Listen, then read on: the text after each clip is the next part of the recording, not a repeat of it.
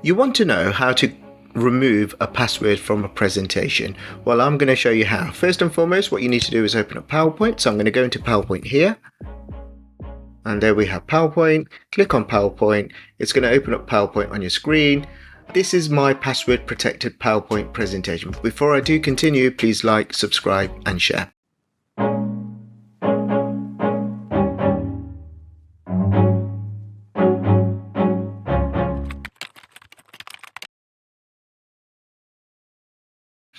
So I've got PowerPoint opened up here. I'm going to click on my password protected PowerPoint presentation. So here's my PowerPoint presentation. It's asking for, in the dialog box here, enter a password. So what I'm going to do is type in the password and go into Microsoft PowerPoint. This is my RA Solutions investor presentation. It's currently password protected. I want to remove that password from this presentation. These are the steps you need to follow. So at the top in the ribbon, go to File, and when you're in File, go to Info. When you're in Info, you will see this section here. Currently this section is highlighted yellow. Is required to open the presentation. So you click on the box on the left, click on the down arrow, and these options will appear. Click on Encrypt with Password.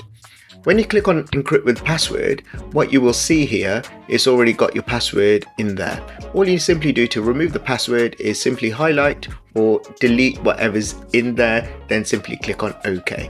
Once you do that, that yellow box will remove itself, and now your PowerPoint is not password protected. So what you can do now is save your PowerPoint presentation, close it, go back into the search bar here, search for PowerPoint, just do double check to see if that password has been removed. Click on PowerPoint, it'll open PowerPoint, that's the presentation. Click on there, have it, it's open now without needing to have the password. That's a quick and simple video showing you how to remove your password. Please like, subscribe and share.